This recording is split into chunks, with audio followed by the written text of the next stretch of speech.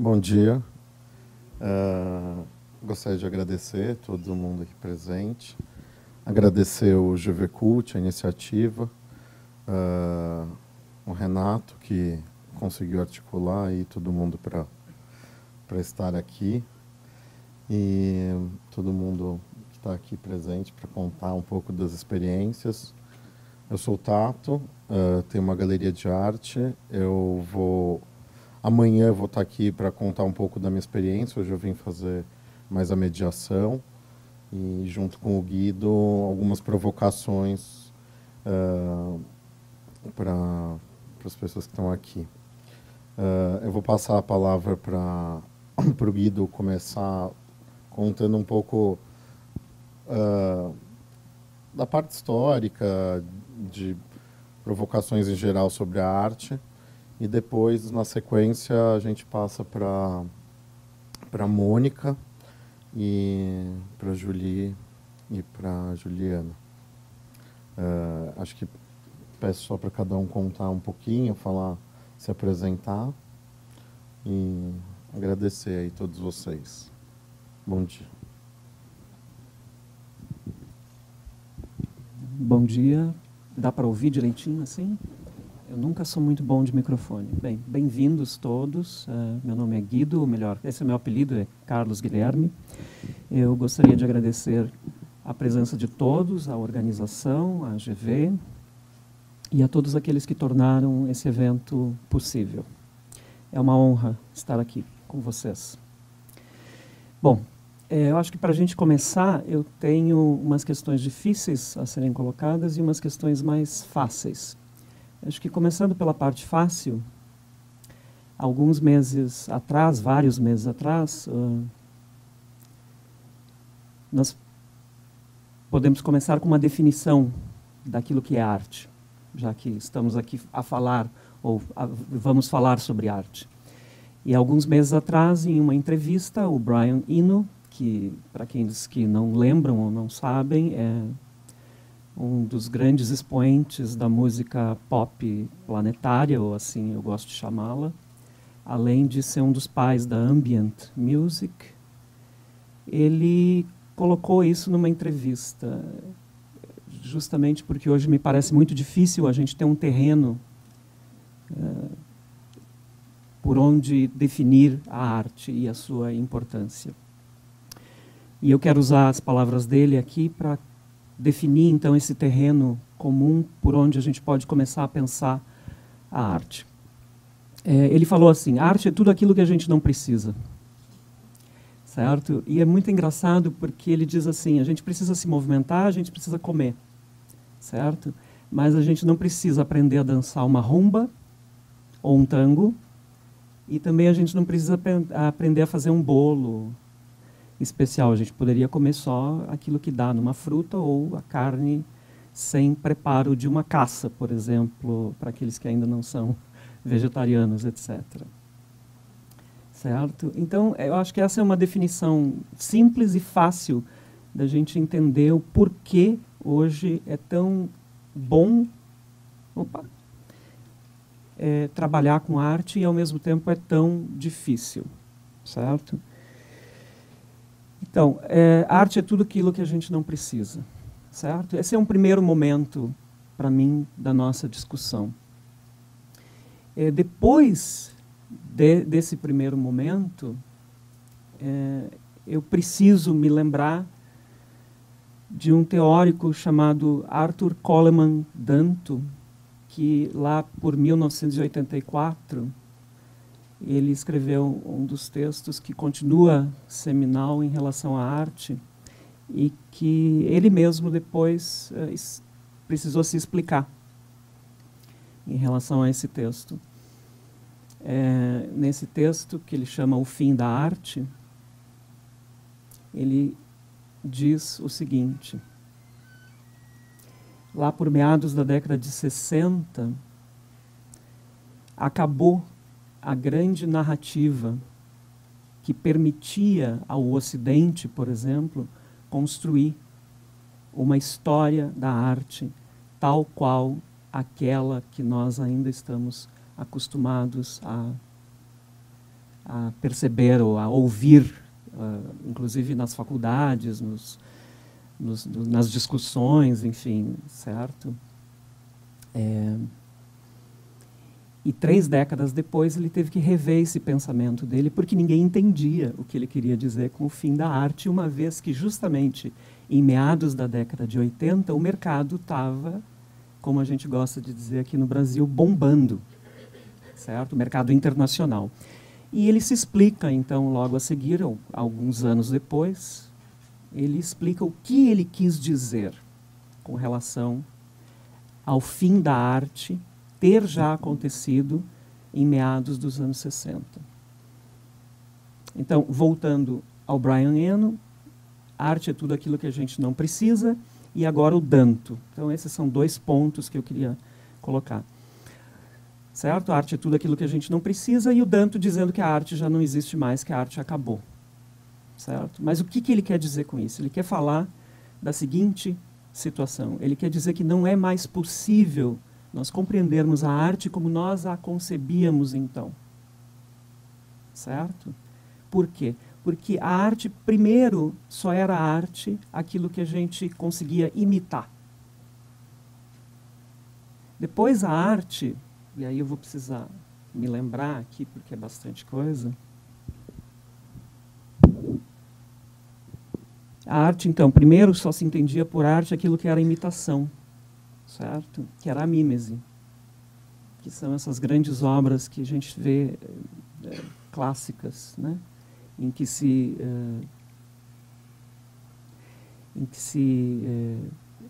as paisagens, as ilustrações, os retratos, aquela habilidade em que se privilegia, essa era a palavra que eu estava procurando, em que se privilegia a habilidade do artista em conseguir imitar alguma coisa. Logo a seguir, o Danto ele diz assim, que a gente cessa, né, de entender a arte como mímese, como imitação, e passa para uma arte de ideologia. Ideologia são os modernismos, ou os vários ismos pelos quais a história da arte passou. O problema desses ismos, segundo esse filósofo autor, é que a arte, esses ismos, cada um tenta extinguir o outro. Então você tem lá o impressionismo sendo substituído por um outro ismo. Até a gente está com uma exposição no Centro Cultural Banco do Brasil bem interessante dos impressionistas. Certo? Então, esse era um problema dos ismos. Bem, que cada ismo queria terminar com o outro. Então, você tinha várias escolas, uma querendo ser a escola mais importante ou ter a palavra final em relação à arte. Certo? Bem, passado essa fase, o que ele se dá conta é que essas ideologias já não tinham mais limites. Qualquer coisa poderia passar por arte desde que amparada, legitimada por um processo, seja ele de instituições, seja ele curatorial, etc. Então, o fim da arte para o Danto é o fim, na verdade, da possibilidade que nós teríamos de dar sentido a uma grande narrativa. Certo? E isso também significa o fim da história, em alguma medida. Essas seriam as 2 questões iniciais que eu pensei em propor para a nossa discussão. Eu trouxe algumas imagens que eu acho bem interessantes. Essa não seria a primeira delas, é uma obra do Warhol. Obviamente, todo mundo reconhece o sentido dela. Ou melhor, reconhece o que está ilustrado ali, o que está representado ali. A outra é uma observação feita pela Jacques Lerner, que diz o seguinte, né? Existe uma arte de qualidade extrema que não chega ao mercado e uma arte de qualidade duvidável sendo vendida como joia rara. Então, lembrando sempre da simplicidade da definição do Brian Eno, que a arte é tudo aquilo que a gente não precisa, e lembrando também das palavras do Danto em relação ao fim da arte, né? Eu acho que essas duas imagens,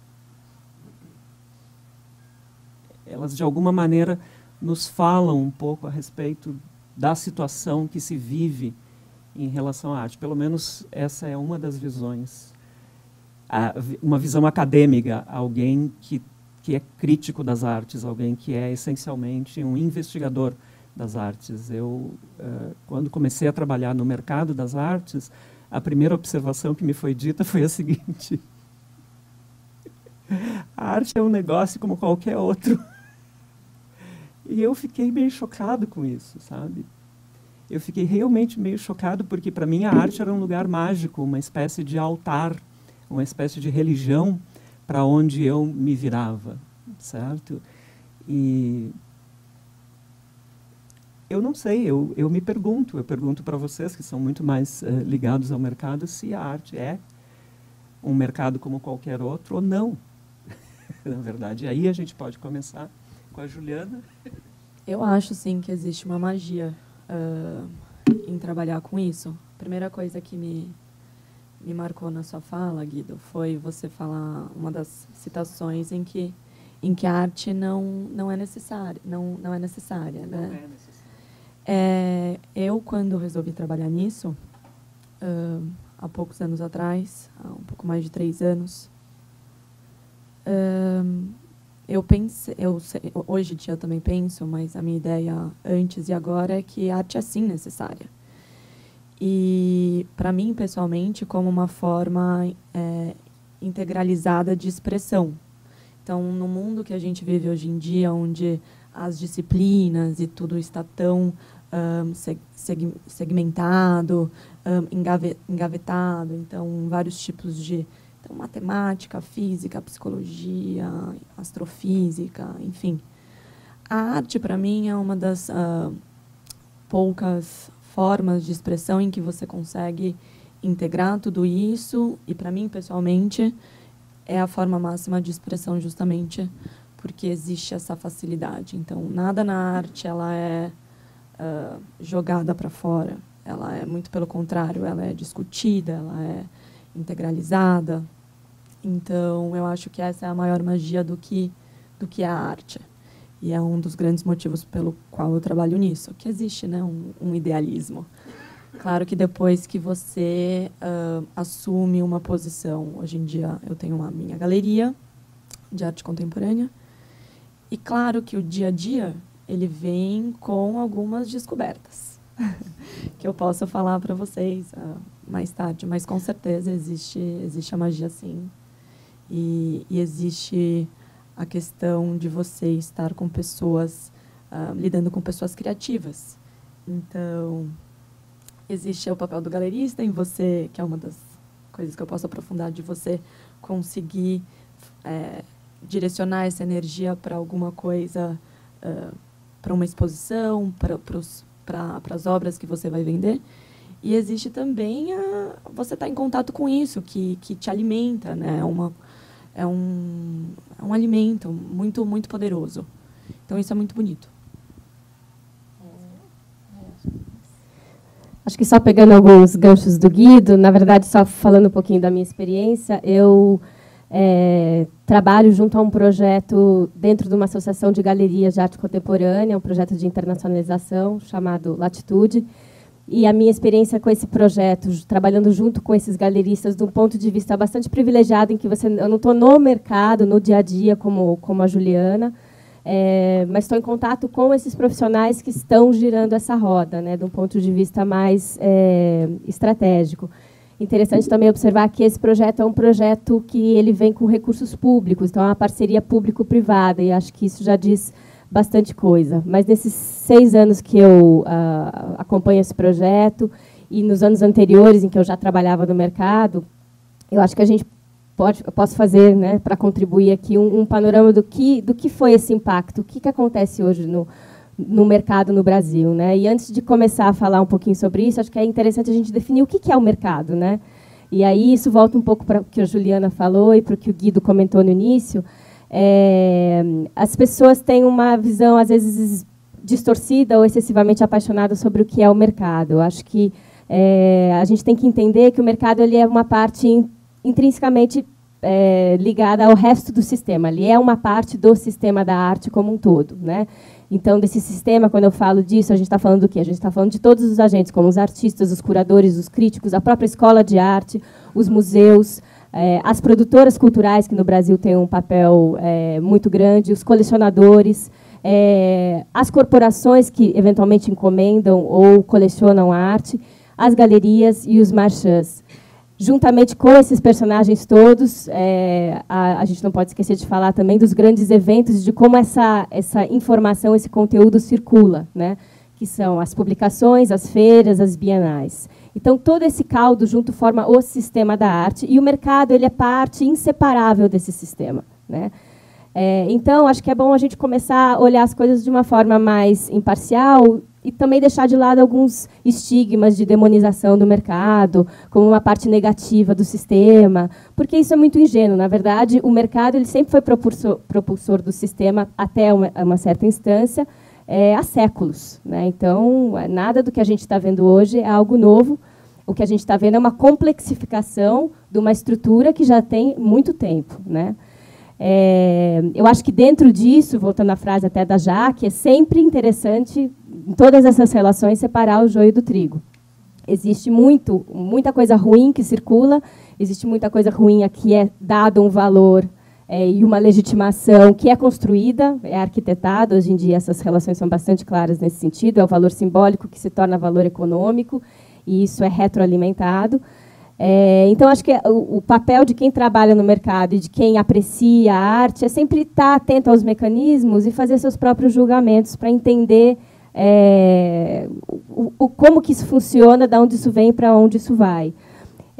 Então, acho que esse é um ponto importante. Em relação ao Brasil, a gente tem uma situação muito especial, né? Se a gente pensa nos nossos pares mais próximos, latino-americanos, a gente tem, por exemplo, uma Bienal de São Paulo, que colocou já o Brasil numa vitrine internacional, uma comunicação direta com a produção internacional na metade do século passado. Isso é uma situação muito sui generis. A Bienal de São Paulo é a segunda mais antiga do mundo, né? Só não tão antiga quanto a Bienal de Veneza, que é do final do século XIX.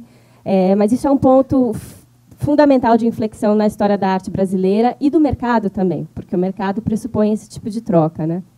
E a Bienal tem hoje até um papel muito interessante em relação a isso. Uma vez eu conversei com uma galerista aqui de São Paulo, que no mês de setembro, era a Bienal de 2014, a 31ª, e a semana de abertura da Bienal coincidia com a semana da Feira do Rio de Janeiro, a Arte Rio. E essa galeria participaria da feira no Rio, uma galeria baseada em São Paulo, e essa galerista me deu o seguinte testemunho. Ela falou: por incrível que pareça, eu vendi muito mais na semana de abertura da Bienal, recebendo as pessoas, esse fluxo de pessoas que vêm a São Paulo, e as galerias preparam suas melhores exposições para essa época do ano. Eu vendi muito mais nessa semana do que na Feira do Rio, que é um evento comercial, onde o único propósito, o propósito principal, é a comercialização das obras, né? Diferentemente da Bienal, que é um evento totalmente institucional. Então, você vê que mesmo, volta ao meu ponto, como as coisas são totalmente inseparáveis, quer dizer, um evento institucional que legitima artistas, que tem impacto no preço desse artista e que movimenta um grupo de pessoas que vão também comprar e vão colecionar. Então, está tudo muito junto, né? Eu acho que a única coisa que a gente não pode perder de vista nesse grande emaranhado é o papel do artista e o papel da obra de arte, né? Não esquecer que o artista ele não é um produtor de objetos que viram mercadorias, mas o artista é alguém que tem um olhar sensível para o mundo, que torna, acho que acrescentaria mais uma frase ao seu elenco aí, que torna visível o invisível. Então, uma obra, ela não necessariamente ela é material, ela se acaba num objeto, mas ela pode ser uma ideia, ela pode ser uma intervenção efêmera, ela pode tomar múltiplos formatos, e é muito interessante como o próprio sistema e o próprio mercado tentam absorver e transformar isso numa mercadoria, né? Quantos artistas que já foram contra o sistema, fizeram obras contra o sistema, foram engolidos e tiveram acabando suas obras, enfim, em feiras, em galerias. Então, isso é muito interessante, é um movimento cíclico. Então, acho que isso é um pouquinho para a gente pensar. Só para complementar, vários desses ismos, ou seja, dessas ideologias, então, modernas, que durante algum tempo queriam umas extinguir as outras, elas próprias queriam extinguir a própria materialidade da arte, como é o caso, a partir da década de 50, da performance art, que conseguiu ser cooptada também, de alguma maneira, pelo mercado. Ou seja, é muito difícil para a arte, não é muito difícil para a arte, mas para nós entendermos que a arte é uma ideia. Ela não necessita da materialidade para provar a sua existência. Um dos maiores prêmios da Documenta de Kassel, alguns anos atrás, foi dado a um artista, se não me engano, coreano, pelos curadores, e ninguém soube qual era a obra desse artista. Esse foi o prêmio maior dado naquele ano. Certo? A arte é justamente, eu acho, essa mágica que nos mantém, de alguma maneira, ou humanos, certo? Ou não. E a arte precisa de uma liberdade imensa que muitas vezes o próprio mercado não sabe lidar com ela. Ontem nós recebemos em visita um pensador também, né? E ele disse, falando sobre a necessidade que hoje se tem, que o mercado tem, de explicar. Toda exposição que você vai, explica. Interpreta a obra para o público. Certo? E tanto eu, quanto um dos maiores, talvez a maior galeria institucional do mundo, que é a Tate, o Nicolas Serota, ele diz assim, toda vez que eu entro no estúdio de um artista, eu me sinto sem saber. Eu me sinto desafiado, porque eu olho para aquelas coisas e eu não sei interpretar. Eu preciso de um tempo, eu preciso de um momento até eu conseguir fazer sentido daquilo que está ali. Na verdade, meu nome é Júlia, eu trabalho como consultora de arte.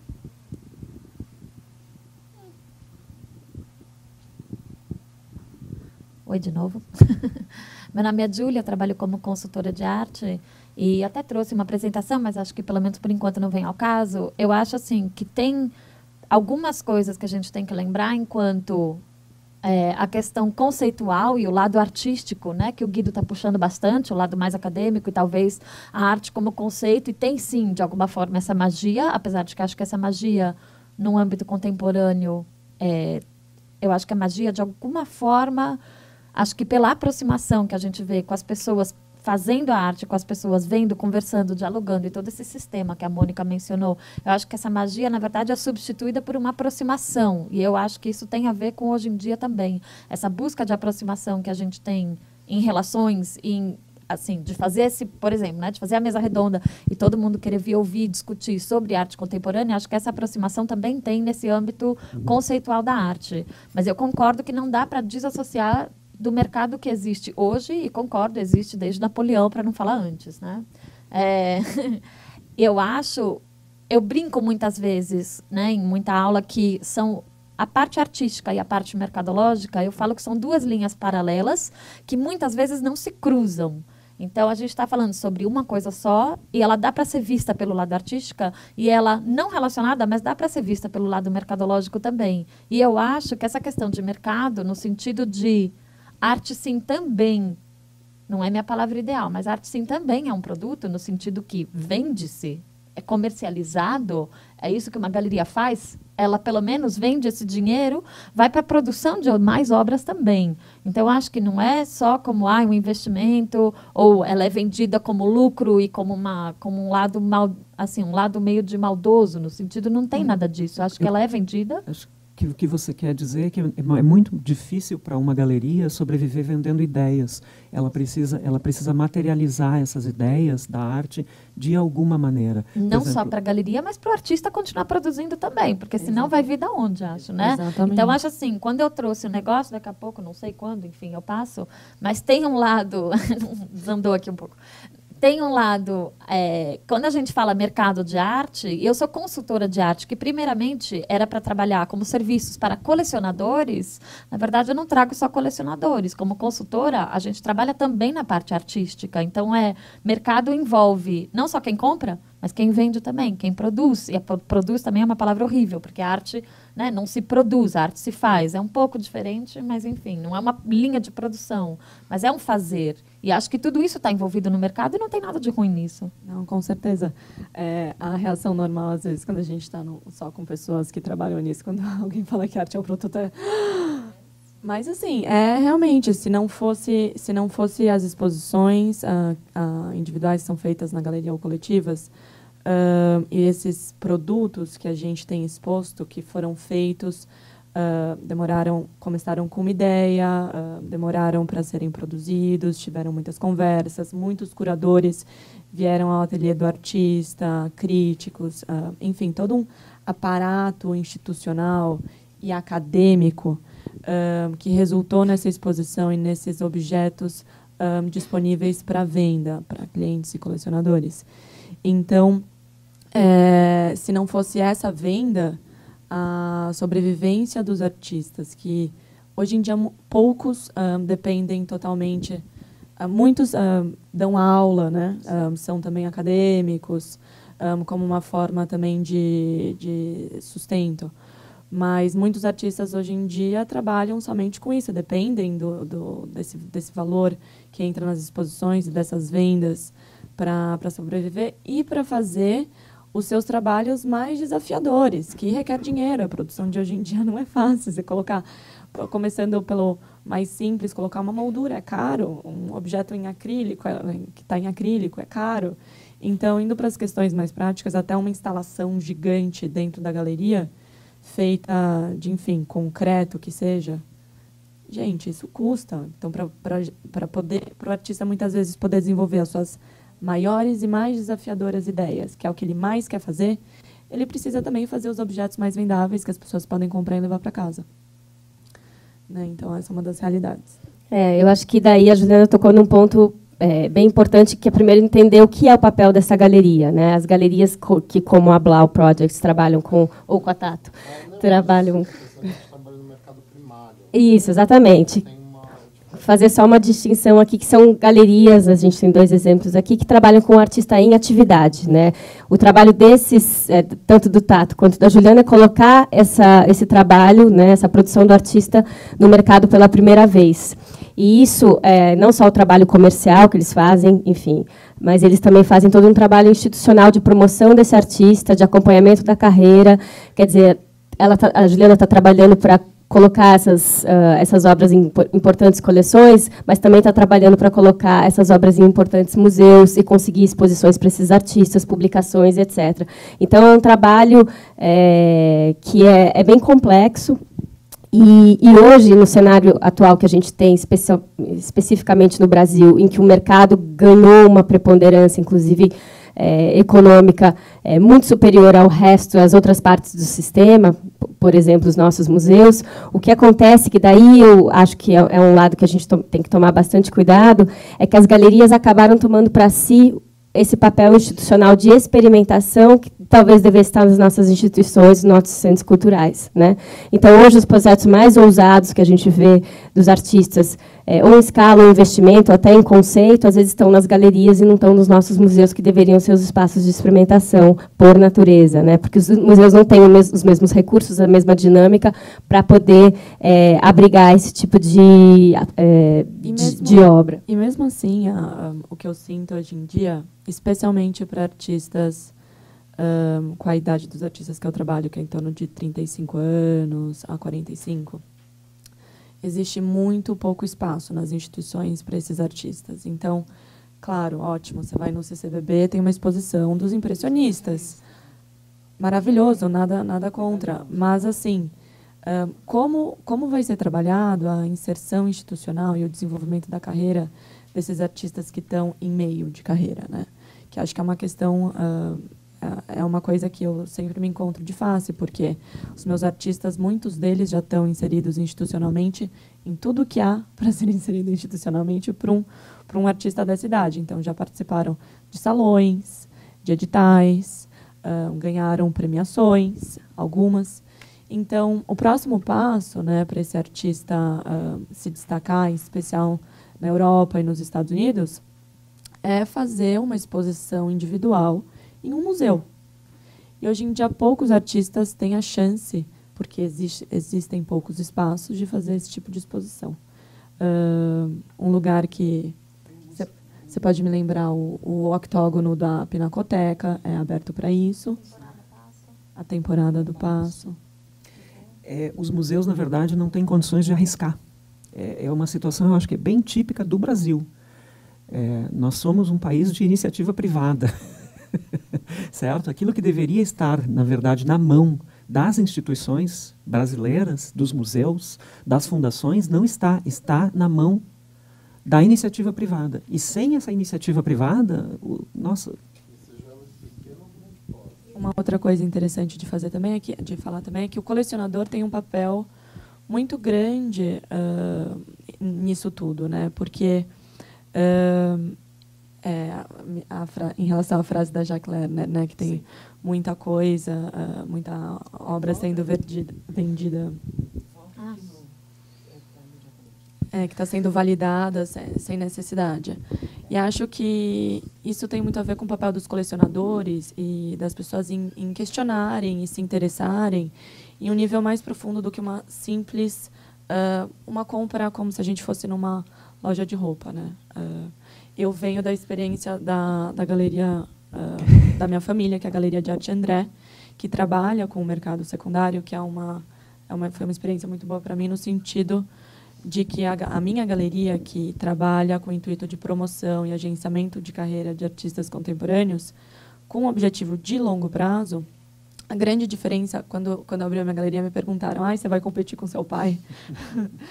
Falei, não. Primeiro, eu vou representar artistas, muitos deles exclusivamente. Então, isso é um. Então, a grande maioria dos meus artistas eu represento em São Paulo ou nacionalmente, até em outros países. 2, a ideia realmente é trabalhar com um foco no longo prazo. Isso me traz que tipo de pessoas para a galeria? O tipo de pessoas que estão interessadas realmente numa discussão em acompanhar a pesquisa desse artista, a ideia desse artista. Então, não é só uma questão estética que atrai, talvez, no primeiro momento, mas depois isso se aprofunda e vai para camadas muito mais interessantes, e nisso você forma uma comunidade de pessoas interessadas naqueles artistas, no que você expõe, né? Hoje em dia eu tenho colecionadores que voltam, perguntam se eu tenho novidades, se eu tenho os artistas que eu estou expondo, porque se interessam pelo meu olhar. Então, acho que isso é muito especial em termos do que o público, em geral, pode fazer dentro desse contexto complexo de mercado. Só para complementar, contando umas piadinhas aqui, para deixar o... por exemplo, hoje, as feiras de arte, me parece, elas estão tendo os papéis que as bienais deveriam ter. Isso. Da mesma maneira que os museus não estão tendo o papel não está desempenhando o papel que ele deveria, hoje as bienais também já não estão. As bienais, hoje você vê umas bienais muito mais institucionalizadas, com artistas já reconhecidos nacional e internacionalmente. E aonde você encontra realmente projetos mais experimentais são nas feiras de arte. Tá? Uma outra coisa que eu acho bem bacana de colocar é que, por exemplo, assim, essas feiras de arte internacionais, elas abrem 2, 3 dias antes para os que realmente se interessam. E ali já se vende tudo, né? Aquilo que você vê depois, certo? Ainda não foi... Não, acho essa ideia um pouquinho complicada. Acho essa ideia um pouco complicada. Eu tenho experiências de... O que acontece? Quando as feiras abrem, as galerias têm os seus clientes e as próprias galerias indicam alguns nomes para serem colocados no primeiro dia da feira. Não tem nada demais, gente. Então, se você tem o hábito de frequentar galerias ou de se interessar, o galerista percebe que você tem um interesse acima da média, né? Porque nós somos prós em identificar níveis de interesse. A gente vai te colocar nesse dia, não tem nada demais. Mas a minha experiência pessoal é de ter compradores. A grande maioria das vendas que eu faço é nos outros dias. Porque, para mim, a galeria que tem 2 anos e meio, nos outros dias da feira. Dia normal. É vender para um cliente que é novo, entendeu? Que nunca veio à galeria. E, a partir daí, fazer esse primeiro contato. Diga.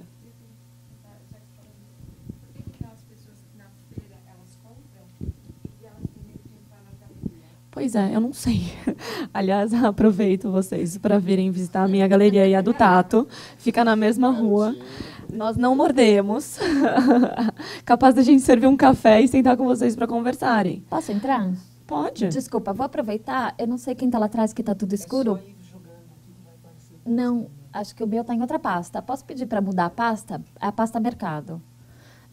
Eu acho assim, muito do que a gente está falando, obrigada, eu acho que muito do que a gente está falando, na verdade, é uma profissionalização e uma busca, na verdade, de entender qual é o papel de cada um. Acho que é isso muito, né? Papel da arte, papel de feira, papel de galeria, a parte conceitual e a parte de vendas também, e como é que a gente lida com tudo isso. E daí eu diria assim, muito do que a gente está falando hoje, que nem a gente está falando agora, né? E por que a gente tem medo de entrar na galeria quando a gente já foi até em feira? O papel do Bienal está fazendo papel de museu. Essa confusão, na verdade, de um certo lado, eu vejo isso como um pouco positivo, porque abre muito espaço e abre muita lacuna. Então, assim, eu trouxe como consultora o trajeto, até pessoal, porque acho que não dá para desvencilhar. Então, assim, eu sou formada em artes plásticas em 2002. Quando eu estudei artes plásticas, não tinha a opção de estudar consultoria de arte. Não existe esse. Aliás, até no Brasil, acho que é relativamente novo. Quando a gente lista os agentes do sistema, e eu também uso a mesma linguagem que a Mônica usa, as pessoas esquecem, e não tem problema nenhum, de colocar consultor, porque realmente não tem muito. E é justamente o papel da mediação. E eu percebo mais ainda no Brasil do que qualquer outro lugar, fazer essa ponte, na verdade, para pessoas. E não só colecionadores, mas interessados também, que também interessa. Que são essenciais para o mercado. Formadores de opinião, todos são, entendeu? O público tem uma opinião.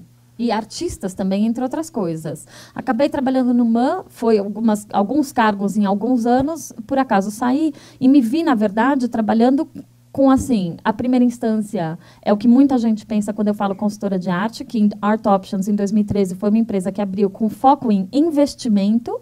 Percebi que não era o meu foco, porque eu ainda sou ligada nessa paixão e nessa magia da arte, e consigo, então, entender que, opa, tem outra coisa aqui que está me fazendo, está me puxando, que é ter um pé na arte e um pé no business, que eu acho que é onde fica a obra de arte hoje também.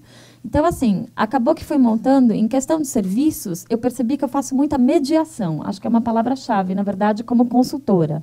Então, assim, visita, palestra, curso, etc. e tal, e conforme foi andando, surgiram, o que a gente estava falando antes, muitos colecionadores com interesse não só de comprar, mas esse aprofundamento que a Juliana falou antes. Ou essa, assim, não quero muito chegar sozinha, desmistificar. Não. Acho que tem uma questão também, só para ter uma ideia, daí alguns cases, atendo, entre outras pessoas, graças a Deus, um grupo de... como é que eu vou descrever isso? Um grupo que chama YPO, não sei quem conhece, chama Young Presidents Organization, que é, menos de 40 anos, você se tornou presidente da sua própria empresa, ou seja, um poder aquisitivo extremamente alto. A gente entra na casa dessa pessoa, o arquiteto fez a casa para a pessoa e tem Paulo Pasta na parede. Para ter uma ideia, no mínimo 130 mil um Paulo Pasta hoje. E não me incomoda nem um pouco em falar de dinheiro em relação a uma obra pela parte mercadológica. Não estou falando nada artístico, nem passando nenhum julgamento. Enfim, o que essas pessoas vieram chegando em mim? Não só... Julie, me ajuda, quero saber o que eu estou fazendo quando eu gosto desse artista e se sim está um preço justo ou não, mas eu quero conhecer todas as galerias de São Paulo. Então, assim, a gente montou um curso que segunda-feira era dia de palestra. Então, eu quero que vocês entendam, nesse caso, por que a Márcia Fortes é tão válida e por que ela é uma potência em São Paulo com a Galeria Fortes Vilaça. Tem histórico isso, não é de ontem que foi criada, do mesmo jeito que a Juliana Blau está falando, que tem uma herança familiar, no mínimo, de conhecer e trabalhar com o mercado, justo? E trabalhar e ver arte o dia inteiro. Provavelmente. Então, assim, tudo isso traz um perfil, na verdade, para a Galeria Blau, desculpa, e traz também um perfil para a Galeria Fortes, e traz também, enfim, para o que for. Então, a gente fazia, segunda-feira, a parte de conteúdo, que era muito querida por eles, e quarta-feira, botava o IPO numa van, acredite se quiser, e visitava São Paulo inteira para conhecer no físico, para entender. E daí o meu paralelo, que eu tenho certeza que vai deixar o lado de cá com um pouco de medo. Se a gente entra num shopping, eu quero entender o que a Zara vende e o que a Chanel vende, correto? É a mesma coisa, em outras palavras, e não estou falando do mesmo material, do mesmo objeto, mas, em outras palavras, eu quero entender, então, o que vende nessa galeria e que tipo de coisa que vende nessa galeria. Existem afinidades também. Então, esse tipo de mediação, na verdade, e esse tipo de curso é completamente novo. E daí eu percebi, na verdade, o quanto inovação e o quanto o mercado se formatando cria uma lacuna justamente para eu produzir serviços que atendam às demandas de hoje, sejam eles de artistas, de interessados e de colecionadores. Posso continuar um pouco?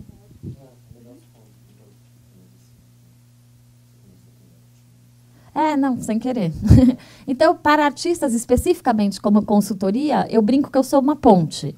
Então, para artistas, tem alguns diferenciais que eu anoto. É um trabalho que contempla a parte artística, a parte de poética, a parte de discurso, tem que ser levado a sério, isso também. Não consigo explicar. Tem artista que a gente já se encontrou 6 vezes e a pessoa, até hoje, apesar de eu pedir, não escreveu lufas sobre o trabalho dela mesma. Você acha que essa pessoa vai andar até onde? Não vai andar muito longe, concorda? Se você está fazendo uma coisa e não sabe por que você está fazendo, acho difícil, na verdade, ter uma evolução nessa parte artística. A parte de mercado deixa eu te apresentar, te levo na Blau, vamos conversar, te levo no Tato, vamos conversar. Enfim, tem bastante coisa, listei aqui, mas acho que outra hora, acho que não vale a pena entrar em ponto. Quem quiser, depois eu estou disponível. E o que funciona um pouco diferente, trouxe um case aqui, desculpa, recentemente, só falando sobre artistas e essas responsabilidades e tudo isso que a gente está falando, no mercado de hoje, eu não sei se vocês souberam, mas essa semana foi divulgado que uma das obras do Damien Hirst, que são essas, né, fatiadas em formol, muitas vezes, os bichos, então, está soltando um gás, talvez cancerígeno. E, assim, é engraçado para mim. E daí, desculpa a audácia, mas ele não está aqui, então tudo bem. Não, falaria na frente também. É engraçado a falta de responsabilidade de um artista desse naipe, que hoje vale, assim, como pessoa e como patrimônio, e como artista, é um dos... Assim, se você pergunta, top 10 artista, entre aspas também, o que é isso? Bem-sucedido contemporâneo, Damien Hirst, com certeza, vai ser um dos nomes que, assim, muito provavelmente vai surgir. Gente, só para deixar claro, o nível de gases que se emite é baixíssimo. É baixíssimo, mas o aprovado, na verdade, é 0,5 ppm, que é particle per million, e o dele emite 5. Então, assim, comparativamente, o 0,5 por 5 não é pouco. Não faz nada como visitante, eu concordo, mas a longo prazo, no mínimo décadas e séculos... Eles estavam preocupados com os assistentes, né, do museu, da sala. Claro que sim. O mais interessante é que a obra já foi restaurada uma vez, né? Na verdade, em 91 deu problema a obra do Tubarão. Aí perceberam que o Tubarão estava se decompondo. Em 2006, eu falei disso ontem, não? Em 2006, muito simples, troca-se o Tubarão. Isso aconteceu uma vez. Que foi uma super polêmica na época, né? Mas olha só, gente, essa problemática que a Julie está trazendo agora, ela já existe desde que o Dada, que Marcel Duchamp expôs o urinol. Na verdade, chega a ser engraçado. As pessoas... Para mim, a diferença é que o urinol não é irresponsável. Eu acho que o Damien Hirst, como artista, está sendo um pouco irresponsável se a gente está falando de patrimônio. Esse é o meu levantamento. Pode ser, mas... Exato. Eu acho que a gente pode pensar também em relação à arte efêmera. Hermann Nietzsche, por exemplo, e seus rituais foram proibidos em vários países na década de 60, 70, porque eles eram considerados complicados, complexos. Mas, por favor. Você falou que a arte não é uma produção. O Dami é um tipo de exemplo de produção. Ele tem mais de 200 pessoas trabalhando com ele. Então, eu acho que você tem... vai em qualquer exposição internacional,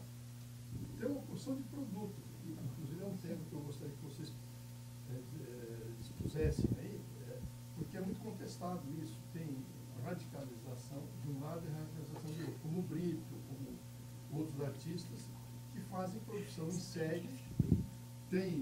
Eu acho que o Damian, por exemplo, é o tipo do produto do mercado. O mercado produziu ele.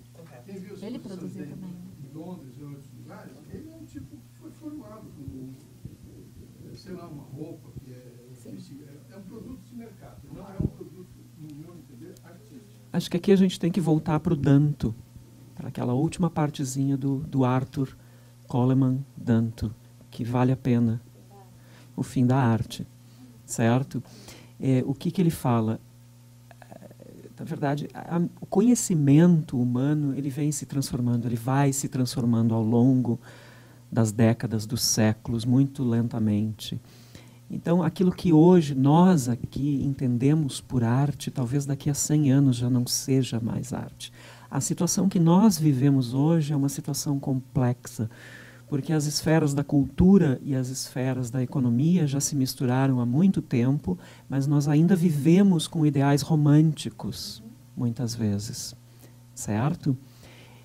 O Hirst, o Koons, o Murakami são exemplos completos dessa nova maneira de fazer arte que nós não temos ainda um ismo para ela. O Will Gompertz, ele fala da seguinte maneira: não existe mais uma maneira de reagrupar essa grande narrativa da qual o Danto sente falta. Eu já termino.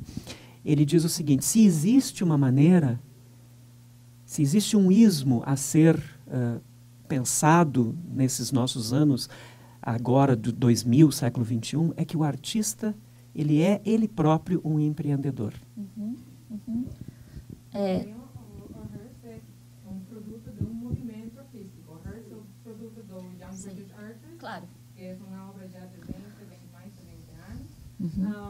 Acho que existem talvez uns 6 tubarões agora que ela está fazendo. Talvez o Hearst no momento contemporâneo é mais commodified, é mais um produtor de série e também tem uma crítica. Mas nesse momento ela foi parte de uma onda artística. E isso da irresponsabilidade do artista, talvez também daria para falar sobre a instalação do Ai Weiwei, não sei, de alguns anos, dos sementes do girassol, que logo a ideia da instalação era da pessoa entrar e ser parte da obra. E depois, o segundo dia, foi fechado, porque foi feito com uma tinta perigosa para as pessoas, de LED, com chumbo. Chumbo. Então, foi fechado. Então, digamos, a ideia dessa instalação, de um grande artista contemporâneo, foi travado. Então, a pessoa dava para olhar e não dava para entrar dentro da aula. Mas eu só queria talvez voltar, uma das coisas que você está falando, Julie, é que o trabalho que faz com artistas plásticos, que é desenvolver a sua poética, ou seu discurso. E eu não sei quanto isso é o trabalho do artista, ou se cai também dentro desse mundo artístico, que é outro trabalho muito importante do Arthur Danto, é Art World. 20 anos antes do fim do arte, ela está falando desse, o que a Mônica está falando, essa rede, network, entre muitas pessoas. Não sei se a poética do artista cai dentro do artista como ser criativo, ou é parte do crítico, do curador, do historiador, de contextualizar essa obra dentro de uma narrativa maior. Então, não sei se o artista tem que ter essa ideia, ou ele já tem a ideia criativa.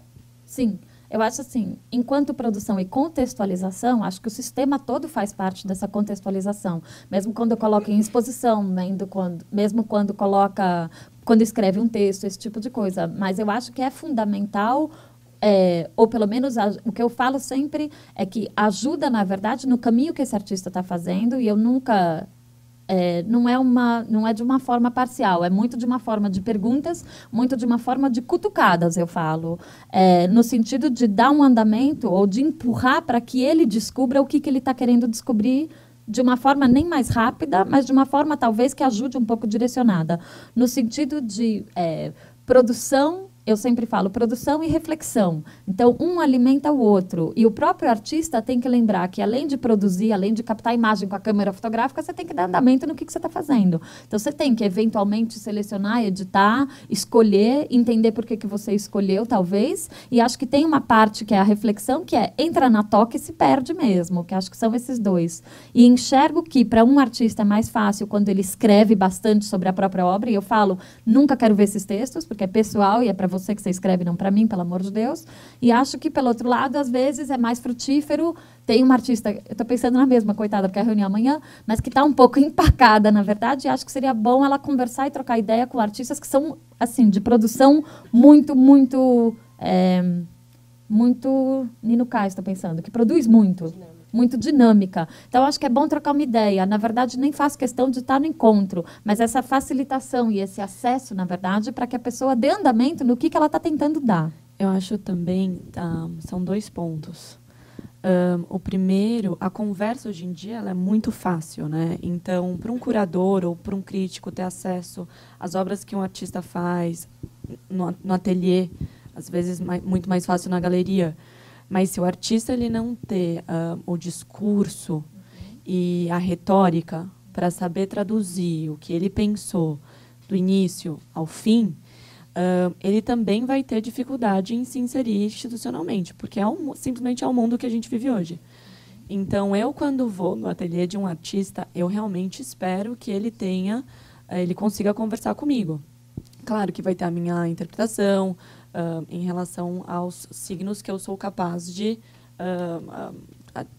entender. Tanto quanto o público também vai ter essa experiência quando for à galeria ou quando for a um ateliê de um artista. Então, acho que são essas 2 coisas que exigem que essa conversa, essa retórica seja realmente desenvolvida, porque senão o artista ele não vai chegar no máximo onde ele quer chegar, a não ser que ele queira ficar dentro do ateliê produzindo para si mesmo, que existe, às vezes pode acontecer. Mas eu acho que tudo isso, o próprio papel da Julie, né, que ela estava me contando antes da gente começar, ele é muito sintomático, a necessidade de que haja uma pessoa fazendo esse tipo de mediação, esse tipo de tradução, é um sintoma dessa complexificação do sistema que a gente vive hoje, que é absolutamente contemporâneo. Isso, sim, é um elemento muito contemporâneo. A obra já não basta como elemento de comunicação, né? O artista precisa construir esse discurso, formatar, precisa ter uma mediação, precisa ter uma adequação. E talvez os artistas travem, não porque eles não sabem falar sobre a própria obra, mas eles não sabem para quem eles têm que escrever esse discurso. Por que é que eu estou fazendo isso? Eu tenho certeza que eles sabem por que eles fazem a obra. Mas você entender que você precisa adequar seu discurso, que só a sua própria produção já não é mais suficiente para te posicionar como artista relevante nesse sistema, que é um sistema cruel, num certo sentido, isso é muito, muito desse nosso momento agora, né? E aí eu volto à questão do Damien Hirst, e eu acho que talvez a maior contribuição que ele tenha para dar a esse exato momento e sobre esse momento que a gente vive, não sejam as obras que ele produz, seja com os 200 assistentes, ou a poética, ou aquilo que, né, seja a origem dele nos Young British Artists, mas seja a visão dele sobre o sistema. Hoje ele é um super artista, quer dizer, ele é um artista que manipula o sistema. Ele é um artista que ele é tão consciente desse jogo todo, que ele se colocou numa posição em que o discurso dele é manipular o sistema, não é mais produzir tubarões, bolinhas, nada disso. Então, nesse ponto, ele dá uma contribuição para a gente pensar sobre a história da arte que a gente está construindo, que eu acho que é fundamental. Pessoalmente, isso me interessa muito mais na pessoa dele do que qualquer outra coisa que ele tenha produzido. Daí, só para voltar, na verdade, né, na questão do fim da arte e outras coisas que a gente estava falando, né, que o Guido estava falando de ismos, é só para fazer um parênteses também, o quanto, na verdade, a arte contemporânea, entre aspas, eu nunca sei se é para escrever com C maiúsculo e C minúsculo, no sentido de é um nome próprio de um movimento, que não fazia, assim, não faria sentido a palavra contemporânea, simplesmente de, assim, o grego antigo era contemporâneo do grego antigo também, o medieval era contemporâneo do medieval. Então, assim, é interessante enquanto denominação também, o quanto contemporânea, na verdade, além de... Oi? Mas é um label, assim, nascemos na mesma época, acabou. Então, assim, o quanto falta, entre aspas, falta o ismo, e o quanto, ao mesmo tempo, na verdade, acho que tem a ver justamente com o Damien Hirst também, o quanto, entre aspas, vale tudo. E daí acho que esse vale tudo, perdão o jeito, a expressão, mas acho que isso entra e não dá para desvencilhar arte contemporânea de contemporânea. Eu sempre falo, se você quer saber sobre história da arte, vai estudar história, né? Porque é extremamente vinculado e não possível desvencilhar uma coisa da outra, mas esse vale tudo hoje no sentido, e daí estou pensando no Giorgio Agamben, na verdade, e no Homo Sacer como filósofo e como crítico, mas essa questão, na verdade, desculpa, do absurdo, na verdade, que a gente está vivendo hoje, enquanto pessoas e pessoas expendable, pessoas que não são... pessoas desnecessárias no sentido de crise, no sentido de loucura que a gente vive hoje, desde isso de sempre também... descartáveis, acho que desde o sentido de guerras e níveis de loucura que a gente está vivendo, e o quanto isso também aplica em arte. Enfim, aceitamos até Tubarão dentro de formol, tanto quanto a arte não ser uma obra de fato tangível e ser um land art e ser uma performance, enfim. E acho que essa abertura, que é positiva, que traz força, na minha opinião, é justamente isso que deixa a gente num furacão e às vezes muito confuso, e daí surgem lacunas e justamente precisa de orientação. Sim, certamente. Eu acho que o que a Julie está falando vai de encontro ao que o Danto identifica como o fim da grande narrativa na arte. Quando você aceita tudo, desde que baseado num sistema complexo, legitimador, você coloca em xeque a própria narrativa. Essa é a questão que o Danto tenta nos explicar. Não é a questão do gosto, do que é bom ou do que é ruim, certo? Essa é uma questão que eu acho que já perdeu a importância há muitos anos, mas que a gente ainda teima, por algum motivo, que eu também ainda não sei identificar, em repetir, certo? Existe uma outra observação que eu acho muito engraçada, que é o seguinte: em arte a liberdade é tão extrema que é como se você estivesse se graduando. Primeiro você gradua comprando Gucci, depois você faz a graduação para Pucci e depois para arte. Então é muito engraçada essa observação, porque ela é de uma colecionista internacional bem importante. Então, é também uma demonstração da história da sensibilidade através da qual nós passamos. A arte é isso. Você vê ou você não vê. Você percebe, experimenta aquilo, ou você vai ainda experimentar aquilo, eu vou chutar aqui, décadas depois. Eu sinto isso. Coisas que eu olhava há 10 anos atrás e dizia, nossa, o que é isso? Eu hoje, depois de uma determinada experiência X ou Y que eu tive, começou a fazer sentido. Então, é isso que eu acho que começa a estar em jogo. Nós vivemos hoje uma época estética exacerbada. Todos os nossos objetos hoje, eles se tornam cada vez mais sensíveis ao toque, à percepção. Então, o papel da arte ele se torna cada dia mais desafiado. E isso já vem de vários anos. Mas também muito mais compartilhado, né? No sentido que as pessoas, cada vez mais... Isso eu acho que é um desejo de muitos artistas, de misturar arte e vida, né? Então, hoje em dia, qualquer um de nós que não se intitularia artista, produz, é um criativo. Quem tem um celular na mão?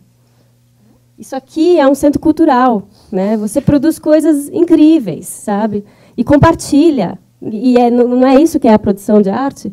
Então, eu acho que isso também, todo o momento que a gente vive, também contribui para essa democratização do fazer, que também, isso já são discursos de artistas que a gente vem ouvindo, principalmente no Brasil, desde os anos 60, né? A arte e vida não se misturam, qualquer pessoa é artista, né? E aí também volta a desafiar o próprio artista, como ele se reconhece, ao próprio artista como ele sobrevive, como a Juliana Blau falou. Outro dia eu estava num grupo de artistas discutindo o artista como trabalhador, né? Como é que o artista sobrevive, como é que ele encontra seus meios de sobrevivência. E aí uma das perguntas do questionário que a gente estava desenvolvendo, a pergunta número 1 é, quando você vai fazer check-in num hotel e vai preencher aquela ficha, quando diz lá ocupação, o que você escreve? Então, muitos artistas demoraram para se reconhecer e, nesse tipo de situação, que é uma situação completamente banal, se declarar artista, né? Ou escrevia professor, ou designer, ou acadêmico, ou... Então, é uma questão de autopercepção, de identidade, que parece uma bobagem, mas é tremenda, né? Não, eu acho legal agora a gente abrir para perguntas, né?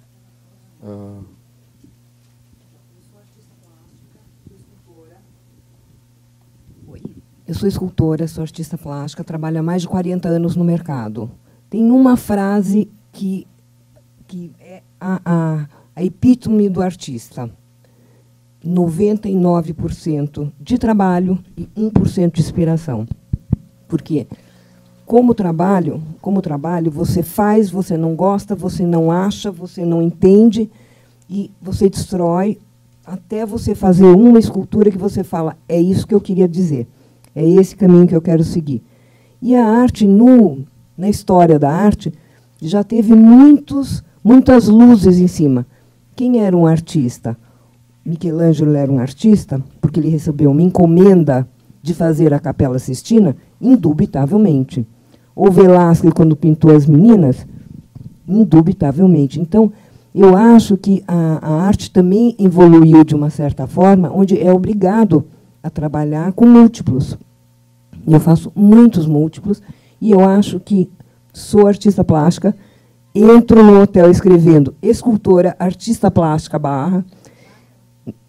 Sim, porque escultura é uma parte das artes plásticas. Então, eu faço os dois, principalmente escultura. Então, eu acho que no mercado de arte, você tem um monte de caminhos a seguir, desde trabalhar em bienais ou não. Então, eu queria dizer para vocês que são do mercado e que trabalham no mercado, que é um trabalho de 1% só de inspiração. E 99% que você tem que trabalhar.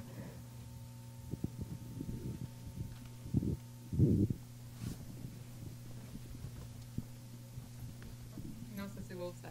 Ok, peço desculpas do meu português.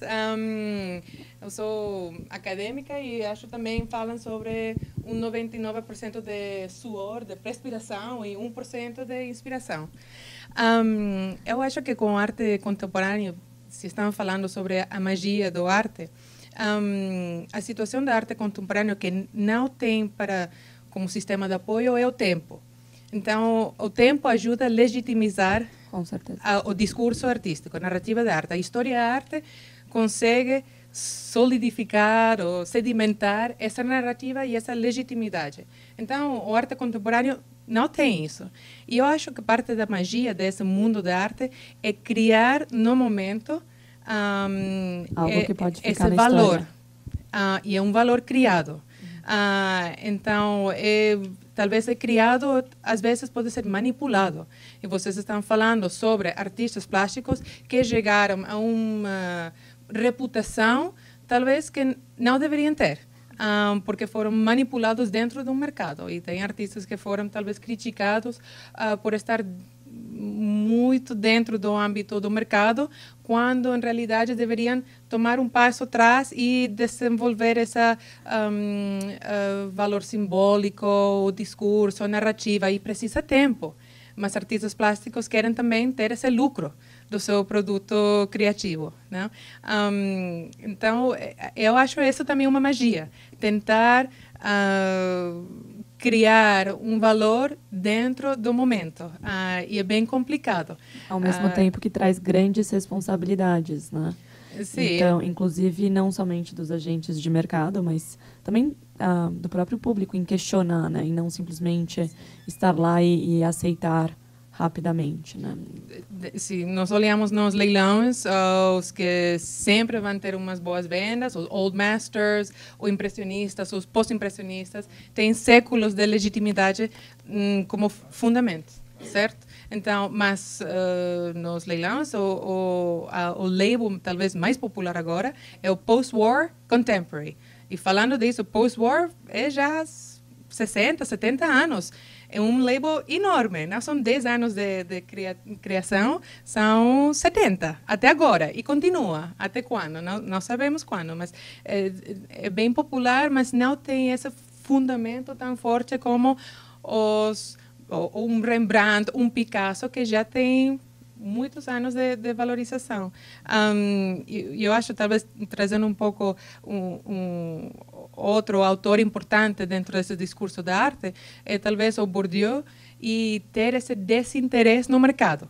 E acho que os artistas, não sei se vocês concordam ou não, talvez artistas contemporâneos de maior prestígio vão ser esses que mostram um desinteresse no mercado. São esses que, eventualmente, quando vão criar uma obra tangível que dá para comprar, isso vai vender milhões. Então, mas esses mostraram uma certa distância do mercado, mas precisa esse apoio dos museus, da bienales, dos curadores. Não sei como vocês acham os artistas contemporâneos. Eu acho que existe, acho que o que você está querendo dizer, não necessariamente em termos de pesquisa, desinteresse pelo mercado, mas ter possibilidades de produzir sem se curvar ao mercado, sem depender do mercado. Então, isso para um artista, para o processo criativo, traz uma liberdade muito grande. Mas isso independente da pesquisa, se é o Damien Hirst, se ele manipula, ou o que ele faz, se ele usa isso como fonte para os próprios trabalhos. Então, não depender do mercado é uma grande vantagem para qualquer artista. Eu queria voltar ao tema principal do mercado no Brasil, e eu queria fazer uma colocação até para uma discussão geral. Eu acho que esse mercado no Brasil evoluiria e não ficaria restrito a uma pequena gama de artistas se houvesse uma cultura. Eu acho que o que falta na gente é a cultura. Quando eu falo, é a cultura geral de um país. Então, nosso país é muito pobre em cultura. Se ele é pobre em cultura, ele é pobre em arte. Obviamente, uma coisa está ligada à outra, a não ser uma arte populista, uma arte popular. Então, vocês pegam um exemplo, o que produziu Florença no século XV, com 60 mil habitantes, hoje abriga lá um quinto, um terço das obras artísticas da humanidade. Numa cidadinha, pensem vocês. Então, quando você fala, por exemplo, que você é uma ponte, eu acho que você está dando uma leitura atual do mecenas antigo, do padrinho antigo, que isso existia durante o século sob outro nome. E isso também tem que ser incentivado. Então, eu acho que é um problema de estrutura governamental, né? O governo não faz sua parte, né? Eu acho que as galerias têm que olhar numa conscientização popular não, mas geral de estrutura, de cultura, para você ter mais gente. Nós somos 200 e tantos milhões de pessoas. Quantos milhões entendem de arte? Quantos são compradores? É essa discussão que eu queria jogar. Então, eu acho que essa questão de cultura, eu sinto que o Brasil, na verdade, tem uma cultura musical muito forte e não tem uma cultura visual tão forte quanto. Então, eu sinto assim, muito do que foi feito aqui no Brasil, eu não sei se você sabe, mas as primeiras galerias que surgiram e os primeiros museus, na verdade, que surgiram no Brasil é tudo pós-Segunda Guerra, 48 em diante, mais ou menos, para as galerias 70 em diante. E isso é diretamente, especialmente os museus, diretamente ligado às culturas que vieram da Itália, da França, exatamente pós-guerra, que foi quem trouxe a cultura visual. Então, eu acho que a gente está em caminho, assim, o caminho é esse mesmo, eu concordo. Eu acho que as galerias hoje entendem também que são um espaço não só de vendas, mas de contemplação. Então, entre aspas, você vai numa galeria hoje, imagino que quase todas, se não todas, não sei, precisaria perguntar pelo menos aqui, mas essas duas eu sei que tem, que é uma atividade complementar à exposição. Traz artista para conversar, tem bate-papo, tem curso, participa aqui também, enfim, tem muita atividade. Com certeza. Então, tem muito dessa tentativa de entrar na cultura visual aqui. O que eu sinto, e por isso, na minha opinião, trabalho como ponte, eu brinco para os colecionadores como Waze, é uma questão de educação. Às vezes eu brinco que, na verdade, eu sou uma educadora que finge que é arte, assim, consultoria de arte. Tem uma questão também, que eu acho que isso também traz à tona, que é de significados, de novo, de nomeação. Nos Estados Unidos, eu não sou um art consultant, eu sou um art advisor. E é muito diferente, porque o art consultant, que é o que eu, enfim, faz com foco em finanças e investimento como consultoria. O Art Advisor é um orientador. Só que se eu chegar no Brasil falando que eu sou orientadora de arte, não passa exatamente o que eu faço. Mas esse trabalho dessa mediação, e por isso eu falo mediação e não educação, para não ficar uma tia professora, mas eu acho que é isso mesmo. E acho que todos os envolvidos tentam fazer. Mas eu acho que a cultura visual só chegou aqui depois da Segunda Guerra. Então é novo você pensar, a Segunda Guerra está logo aí, né? Entre aspas, pelo amor de Deus. Agora, realmente, colocar... não dá para pedir que as galerias... instituições são privadas, gente. É um comércio, realmente. Faço o papel governamental de cultura e cultural é muito pesado. Não tem como. A gente faz, dentro dessas possibilidades, mas assumir completamente a responsabilidade é impossível. E o oficial. Visual, claro, mas daí irradia um poder de compra, porque a pessoa, quanto mais ela pode apreciar uma arte, uma obra quanto mais ela entende, mais valor ela mais tem o produto final que um artista necessita para sua sobrevivência. É uma questão até meio óbvia, né? Se Sim, a pessoa não tem fome, entendeu? Ela não vai no supermercado. Ela vai no supermercado porque ela tem fome. Então, se ela tem fome de arte, vamos fazer um paradoxo, entendeu? Ela vai comprar mais, ela vai exigir mais. Por isso o interesse no público em geral. Ela vai prestigiar mais artistas, ela vai dar movimento. Mas eu acho que está aí o trabalho de galerias pequenas, como eu, a Juliana, que a gente começa, a gente faz, expõe artistas novos, faz bate-papo, a gente tem iniciativas, a gente muitas vezes coloca dinheiro do nosso bolso, eu acredito que a Juliana também faz, a gente banca a produção de artista. Né? A gente tenta fazer, mas também tem o lado comercial que não pode ser esquecido. Claro. Né? É uma empresa que precisa pagar os funcionários. Sim, você precisa de mercado para poder vender isso. Né? E a educação faz parte do mercado. Porque os meus clientes, eu falo que começam comprando obra de R$300, que eu tenho, né? E em 3, 6, 9 anos estão comprando obras mais caras. E me interessa muito esse tipo de cliente, que é o cliente que eu consigo atender, que eu tenho muito prazer em atender, que ele vai, que ele pergunta, que ele quer conhecer. E é uma construção. Só para fazer, desculpa, só um mini paralelo, por ter trabalhado no MAN 5 anos, então o MAN é minha segunda casa, mas tem uma questão muito forte no MAN, com um dos melhores educativos que a gente conhece, na verdade, de um trabalho de educação com parcerias escolas públicas, específico além das privadas, que é fenomenal. Mesmo assim, eu entendo que não dá conta. Mesmo assim, não tem instituições públicas o suficiente, eu entendo. E não estou falando que, então tudo bem, não é isso. Mas existe. Eu lembro quando eu fui arte educadora, quando eu entrei no MAN, e eu estava atendendo escolas de Cajamar e Cajaíba? Não, Caraíba? Não lembro. Cajamar e alguma coisa perto, desculpa agora não lembrar. Caieiras, obrigada. Caieiras e Cajamar. O que é Caraíba, gente? Estou perdida, vocês já entenderam? Desculpa não lembrar o nome da cidade, mas eu lembro, na verdade, de, entre outras coisas, atender as escolas. E no final de semana, eu lembro de ver quantos alunos de longe, Caieiras, voltavam com a família para trazer. Então, é efetivo. Não estou falando que resolve e que é a solução, mas é efetivo. Então, os museus, apesar de poucos, têm, assim, integral o tempo todo, full time, recebendo escola, pelo menos públicas.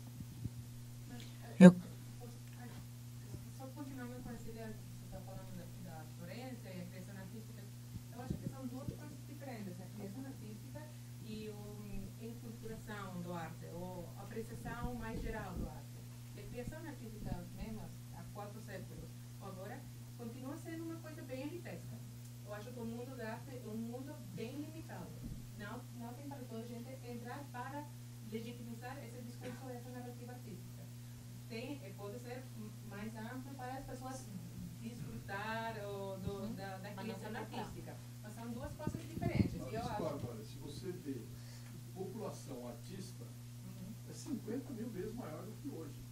Em Florença.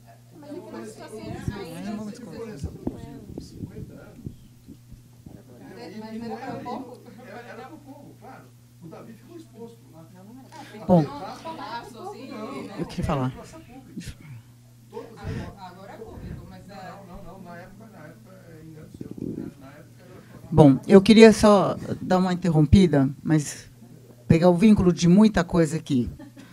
sobre galerias novas, sobre novos artistas, sobre artistas e a arte no geral. Nós temos um índice de propaganda de televisão, que eu conceito como arte, que pega a grande população do Brasil. E isso é uma maneira de se dar como arte as propagandas, que a gente dizia antigamente propaganda, mas que hoje você vê como que você chega num usuário de casa, de produto para limpeza ou qualquer coisa. Nós ganhamos grandes prêmios em visão mundial. Agora, eu queria falar sobre galerias. Antigamente, eu digo como antigamente, eu sou colecionadora de arte e sou decoradora de profissão e exerci bastante. Antigamente, uma galeria fazia um lugar que você via e que era um intermediário que me custava mais caro comprar uma arte. Então, eu fugia, eu ia ver diretamente com o artista se eu conseguisse.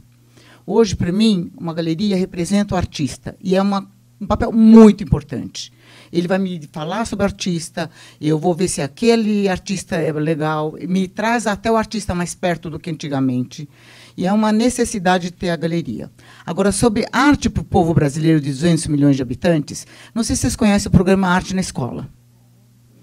É uma grande façanha de uma pessoa chamada Evelyn Iosp, que é a Fundação Iosp, que leva a arte para todo o Brasil, nos lugares mais diferentes que você possa imaginar.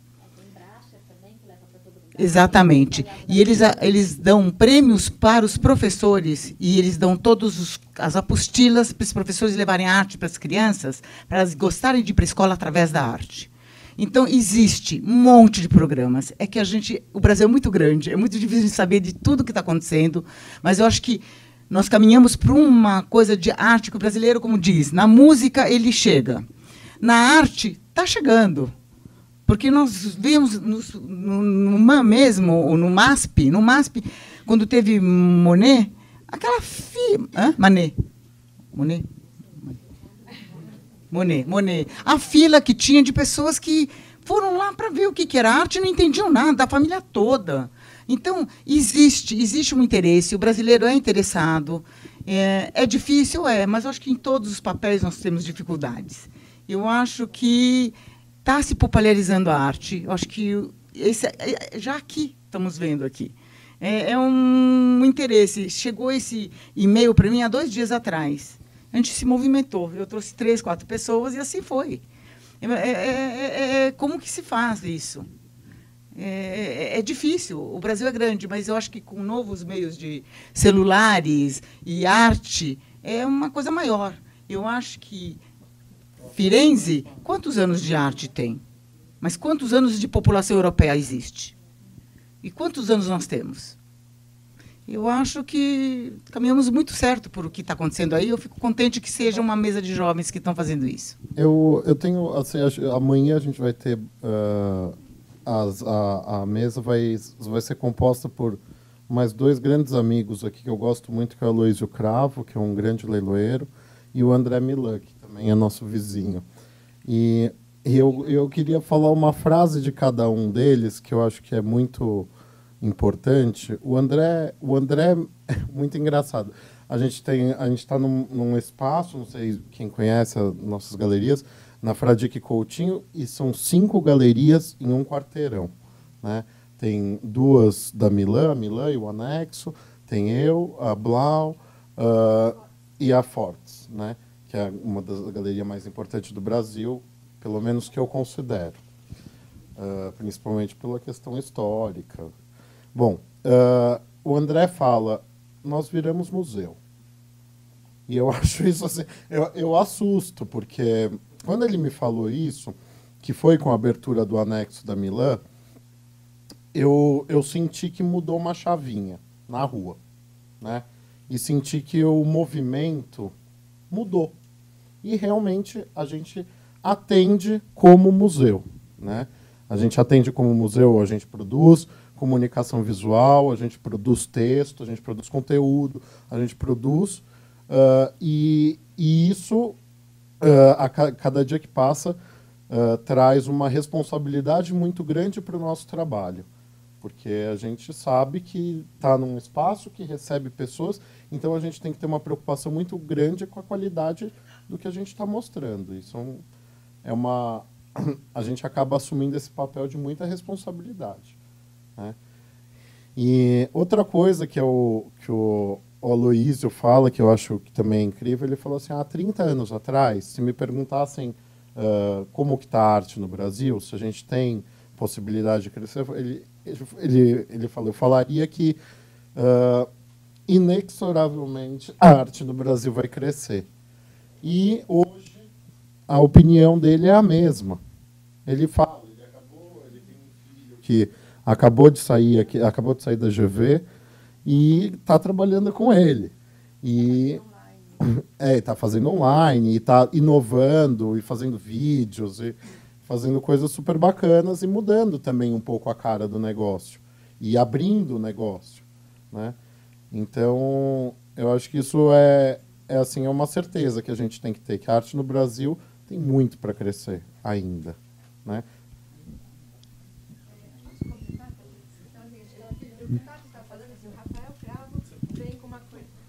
Rafael Cravo vem com uma coisa nova, tentando fazer leilões online e trazer coisas mais acessíveis.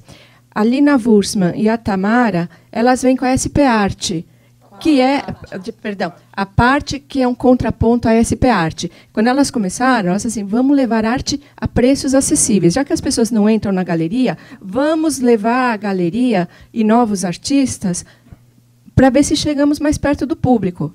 O museu não tem dinheiro suficiente para bancar essas experiências. Então, existe um problema de raiz com os museus. Então, a gente tem que esquecer temporariamente os museus e tentar outras saídas. E acho que isso é a genialidade brasileira. A gente tem problemas e a gente vai inventando novas maneiras para sobreviver, para o artista sobreviver. Então, vocês são muito criativos de achar novas maneiras de as coisas funcionarem. É assim que eu vejo o mercado.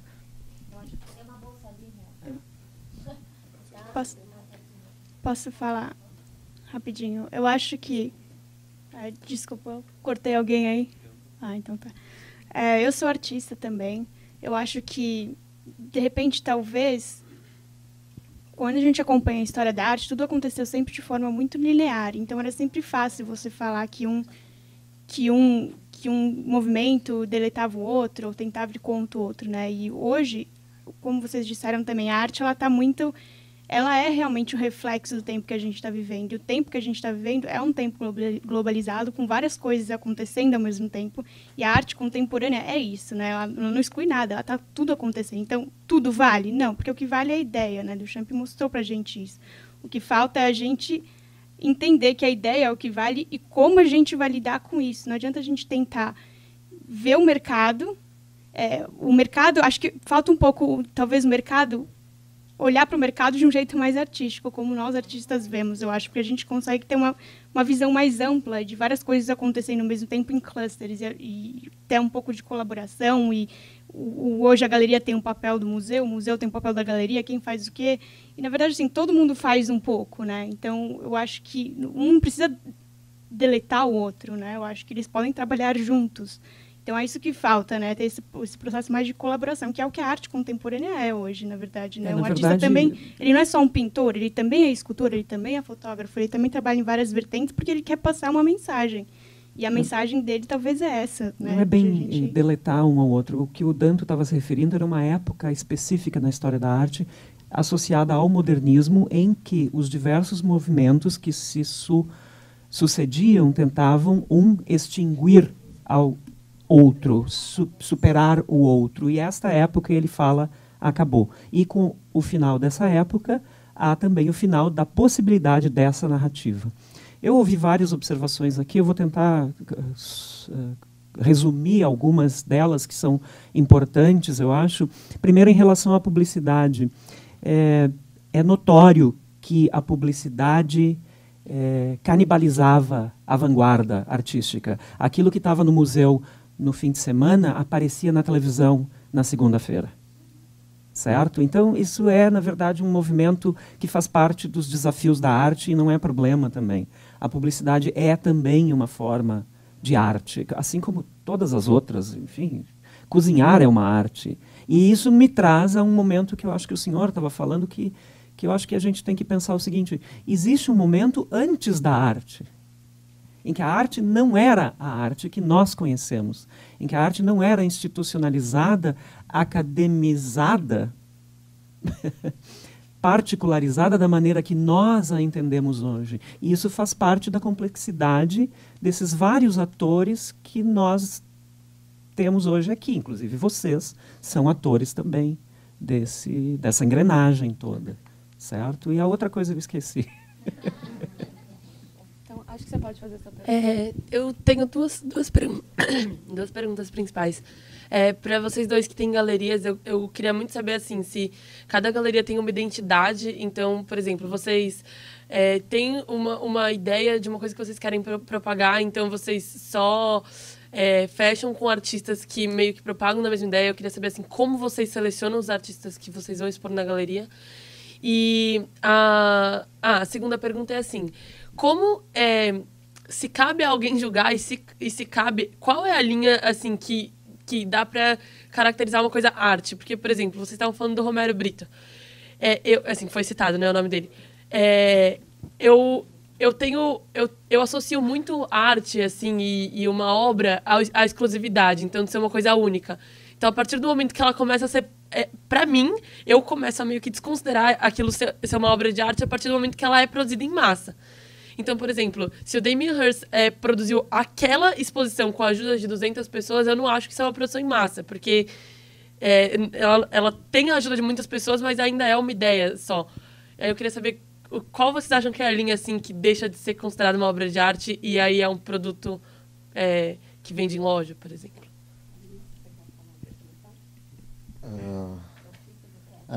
Acho que essa é a pergunta mais difícil. Então, eu acho...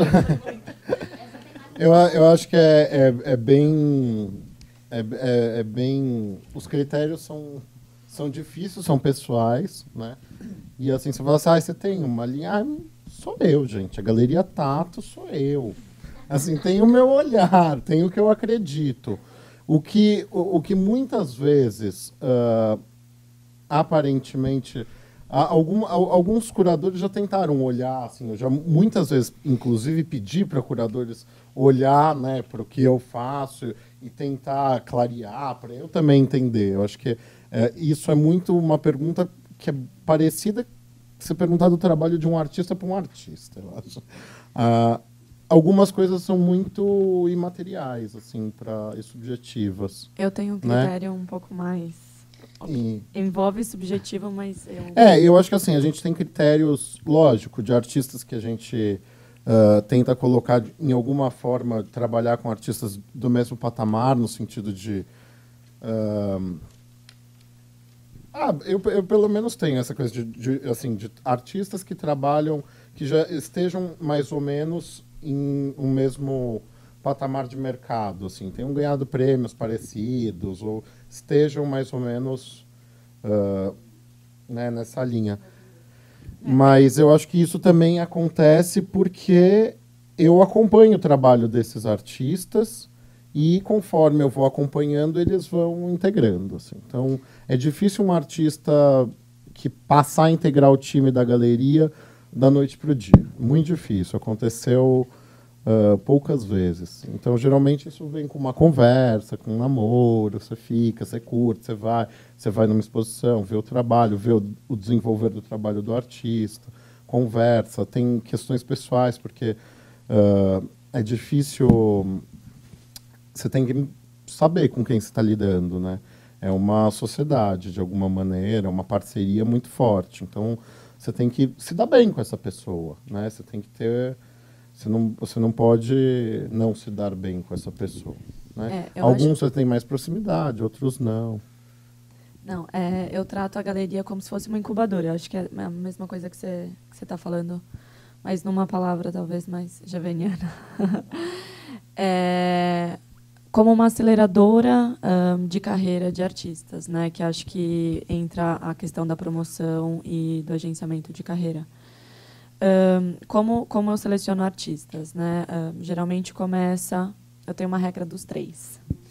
Então, de alguma forma, eu vejo aquele nome, ou alguém me falou, ou eu vi o trabalho em alguma exposição, alguém me recomendou, enfim. Daí é uma coisa que me desperta, eu vou atrás, eu também estou muito atenta à informação. A internet é uma ferramenta muito poderosa. Instagram, acreditem se quiser, também é uma ferramenta muito importante no meu trabalho, porque é como eu vejo o que está acontecendo, não somente em São Paulo, mas pelo olho de outros galeristas nacionais e internacionais. Então, isso, para mim, é uma fonte de informação poderosa. A partir, às vezes, dessa regrinha ou do meu interesse mesmo despertado pela obra ou de uma recomendação, eu já olho, às vezes eu peço um portfólio, analiso, vejo se tem um adequamento até estético junto com os artistas que eu já represento. Em termos de pesquisa, eu acho que isso é muito importante, a galeria ter uma consistência em relação ao time de artistas que ela representa, em relação à pesquisa mesmo. Só que o que acontece? É muito difícil isso acontecer com 2 anos e meio.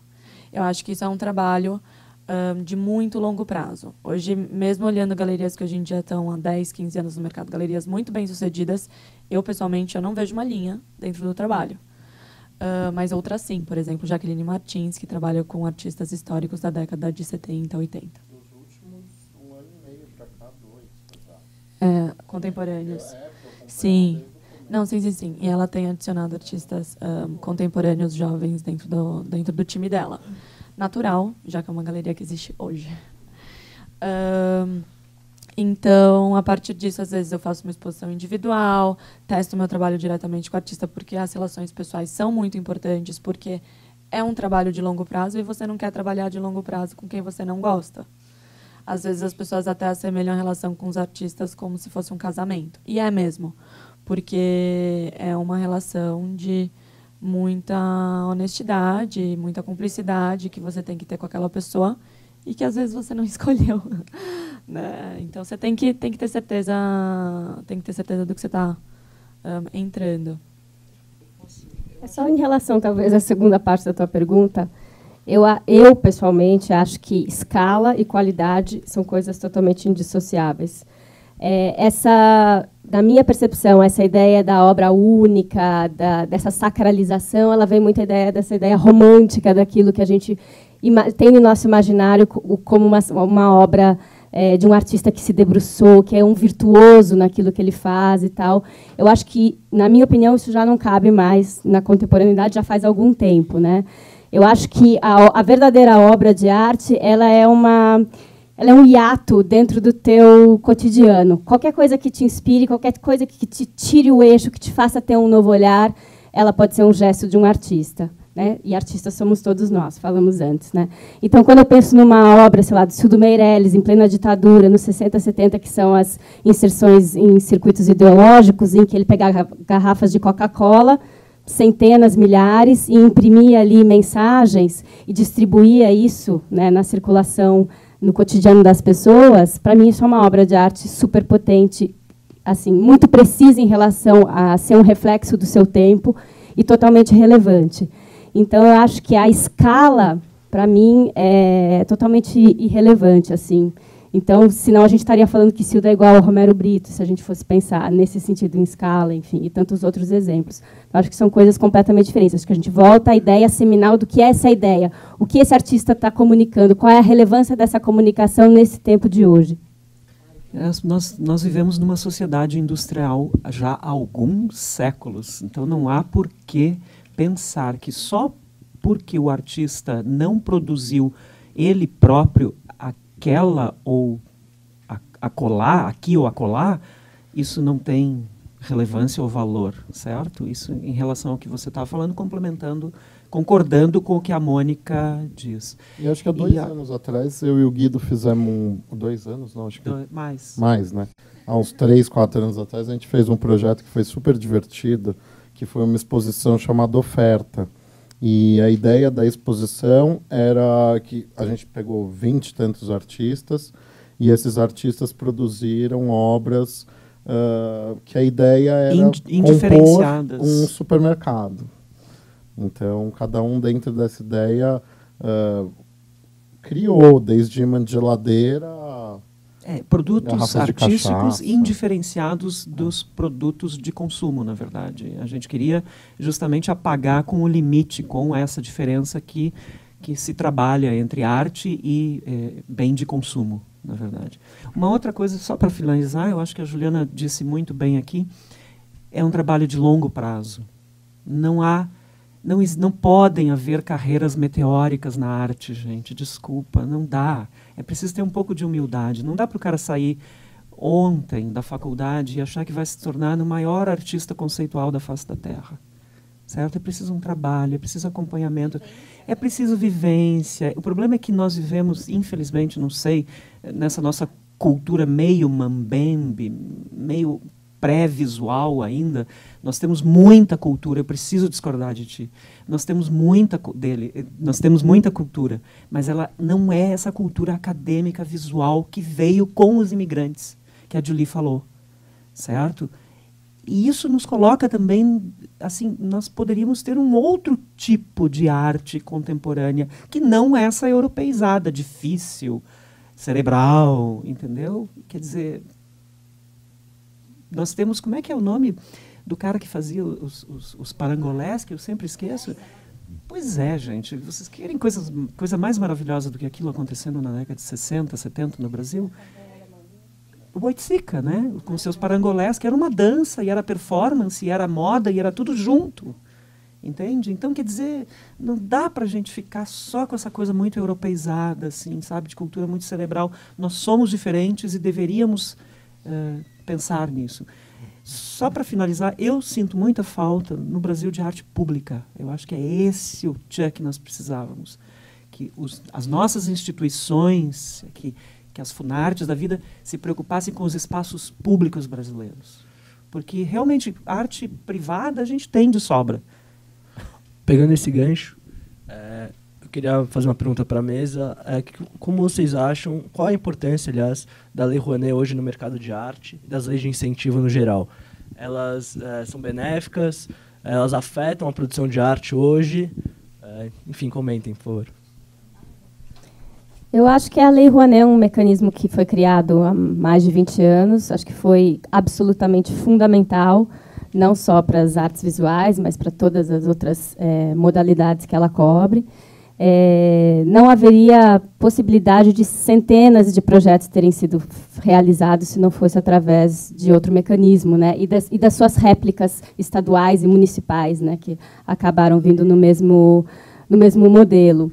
Eu acho que, ao longo do tempo, talvez ela deveria ter sido planejada em fases. Eu acho que a gente já deveria estar na fase 2, em que as empresas e as instituições privadas e as corporações já deveriam ter tido esse entendimento de que, se elas querem promover a sua marca, que é muito mais inteligente elas fazerem isso, não só medindo o tamanho do logo que elas vão ter num banner, mas fazer isso de uma forma com a arte, entender o potencial do valor simbólico da arte e usar isso como forma de comunicação, usar no bom sentido como forma de comunicação da sua própria missão, dos seus próprios valores. Porque os valores dentro de uma empresa, quando a Coca-Cola quer dizer que ela significa felicidade, ela precisa construir esse valor. Quando a gente fala de uma obra de arte, de uma obra de um artista, o valor ele está implícito naquele objeto, né? Ele não precisa ser construído artificialmente. Então, a hora que as companhias e as empresas conseguirem entender que, quando elas se associam à cultura, elas estão incorporando 100% desse valor, de uma forma horizontal, não que a cultura fique subjugada à questão do dinheiro, eu acho que daí a gente vai estar num outro patamar. Eu acho que hoje o que a gente tem é uma coisa um pouco perversa dos departamentos de marketing das empresas dizerem: isso não sai da gaveta, mas isso me interessa. Um pouco de confusão entre arte e entretenimento. Eu acho que essas são as coisas que têm que ser observadas agora, mas que foi totalmente, o impacto foi fundamental, inclusive para a profissionalização da cadeia da arte, para a criação de produtores, quer dizer, tudo isso que a gente falou, dessa sistematização dessa produção, isso foi fundamental. Acho que é muito alinhado, na verdade, o que a gente ia falar, mas acho que também é uma questão de, e daí que a gente está falando aqui faz um tempinho já, mas é uma questão de cultura e uma questão longo prazo. Então, concordo, acho que é uma excelente iniciativa, viabiliza muita coisa, mas eu concordo que a gente tem que soltar alguma hora e entender, internalizar isso também. A gente estava falando aqui também, não só artes visuais, que é difícil você viabilizar qualquer projeto, a não ser que você dê essa contrapartida de, ok, abate aí o teu imposto, mas as áreas outras também, de teatro, dança, etc., e também, só para vocês terem uma ideia, entre outras pessoas, eu, graças a Deus, atendi o Baryshnikov no MAN uma época. E ele veio, e ele tem uma escola de dança hoje no Bronx, e ele veio na exposição, que era do Deutsche Bank, que é uma das melhores coleções que tem no mundo, e ele veio e ele ficava olhando a parede. E eu perguntei, com todo respeito, que raios que você está olhando? E ele falava, estou vendo os logos que vocês conseguem, para ver quem vocês conseguem que banquem, porque eu, Baryshnikov, não consigo que banquem minha escola no Bronx. Pois é. Não, só ia falar a Julie me corrigiu aqui em relação à dificuldade das artes visuais com a Lei Rouanet, que é muito... por exemplo, grandes empresas geralmente sempre preferem um projeto de audiovisual, cinema, né, que atinge muito mais gente. A ideia é marketing, enfim, expor o logo, expor a empresa ao máximo possível de pessoas, né? E nem sempre artes visuais conseguem competir com esse critério. Eu queria fazer uma pergunta, assim, em relação à ideia de valor, se você ampliar o conceito de valor, então a arte tem uma coisa maravilhosa porque ela realmente transcende a ideia comum que nós temos de valor, sobretudo depois de Marx, o valor de troca, o valor financeiro, o valor percebido da ideia de marketing, né? Então, se falou em olhar sensível, um novo olhar sensível, pode-se falar de valor histórico, de valor espiritual.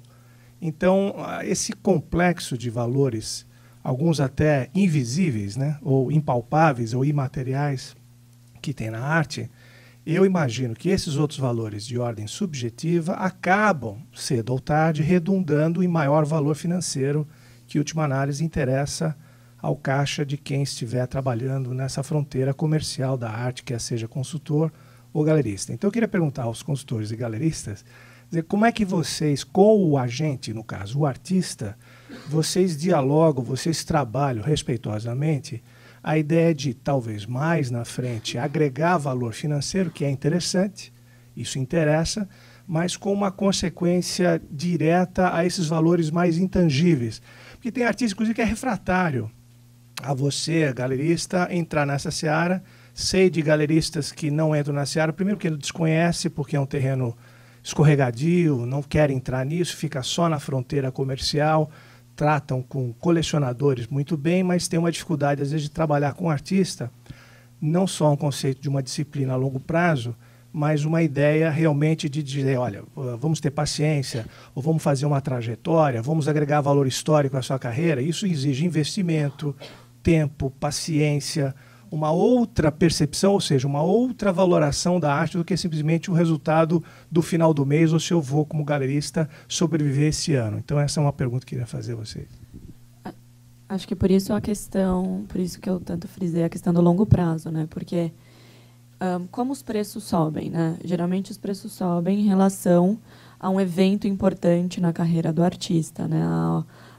Isso pode ser uma exposição individual no museu, isso pode ser pequenos eventos ao longo do tempo. É importante a consistência, não se pode aumentar muito os preços, porque senão as galerias são obrigadas a segurar esses preços frente a uma possível colocação de uma peça em leilão, que isso já adiciona uma outra complexidade. O que acontece? Muitas galerias sobem os preços tanto dos artistas que, ao serem colocados em leilão, ninguém consegue arrematar, ninguém arremata pelo preço de leilão. E daí isso coloca a tabela da galeria em provação, né? Por que está tão alto, então, na galeria?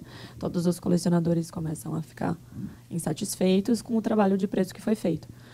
Por isso que tem que ser um aumento muito lento, tem que ser feito ao longo do tempo, ao longo de muito tempo.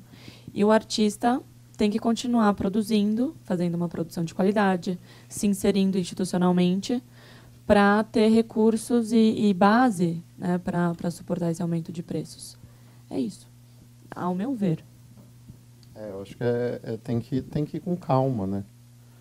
colocar e aumentando com calma, porque trabalho é difícil pesar todas essas características subjetivas, né?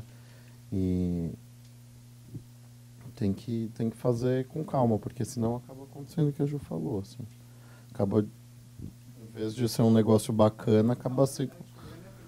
Qual seria os investimentos, não só materiais, quais são os investimentos emocionais, físicos, junto com o artista ao longo do tempo, para talvez lá na frente ter um resultado financeiro consistente, não especulativo?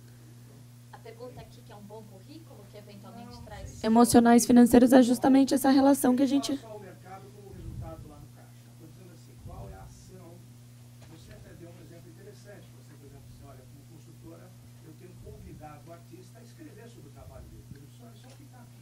Ah, sim. Interessante, quer dizer, então, quais são os investimentos que é feito junto ao artista para que a coisa floresça, como o senhor demonstrou, trabalha assim. Eu acho que a gente faz isso o tempo todo com o artista, entendeu? A gente leva... Eu, por exemplo, faço com os meus, assim, de levar muitos curadores para conversar, fazer esse tipo de troca. Eu acho que sempre são essas pequenas atitudes, né? Fazendo pequenas trocas com curadores, com artista, indicando um ateliê para ele visitar, um grupo de estudo. Indo visitar o ateliê dos artistas. Indo visitar o ateliê. Conversando com o artista, uma reunião em si só já é uma coisa... Às vezes os artistas vão para dar um oi na galeria, a gente fica 2 horas conversando sobre coisas que a gente nem sabia que tinha que conversar. Então, estou no WhatsApp com todos os meus artistas. Então, por isso que até a brincadeira do casamento, porque é realmente uma pessoa que você tem relações constantes, todo o tempo, toda hora, todo dia, toda semana. Tem níveis e níveis de comunicação. Eu acho que quando essa comunicação ela é transparente, ela é forte, isso leva realmente à questão do longo prazo e a uma relação sustentável, que é muito importante. Eu acho assim, desculpa, só um segundo. Eu acho assim, não existe, entre aspas, uma coisa que garanta, óbvio, eu sei que não é isso que você está pedindo. Se for, vou bater em você já já. Não, acho que não existe uma coisa que garanta, é óbvio, mas existem coisas que facilitam. Então, e daí já vou contradizer em 2 segundos para quebrar a cabeça. Então, assim, entre alguns outros artistas que eu trabalho, tem artista que eu preciso pedir, pelo amor de Deus, para responder e-mail e manter contato com curadores que eles já conhecem. Então, assim, manter contato, rede de contatos, tem uma questão de acessibilidade. Então, assim, ela falou que é escultora.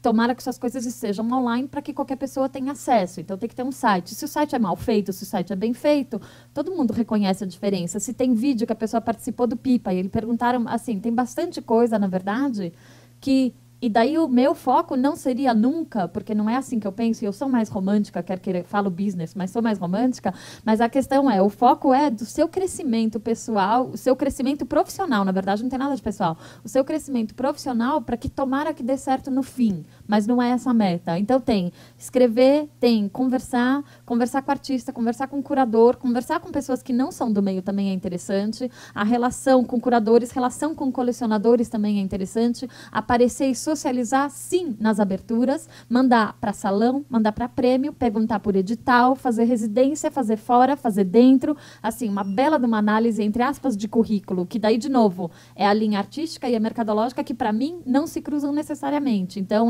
esse curador é bom, então eu vou manter contato com ele também, porque tem a ver comigo, e ele vai escrever sobre o meu trabalho. Isso é uma validação também. Aproveita e está numa coletiva, por quê? Porque um curador chama para uma coletiva numa exposição. Tem a questão de expor lá fora, tem um monte de coisa. E daí te falo que tudo isso vai por água abaixo quando a gente fala do Odíris, por exemplo, que é um belo amigo meu e artista que já fez Bienal e já representou o Brasil na Bienal de Veneza. O Odíris não tem site, o Odíris não atende o telefone, o Odíris quase não usa e-mail e não sabe o que é WhatsApp ainda. Então, se alguém puder avisar... Não, tô brincando. Mas, assim, existe tudo isso e muito...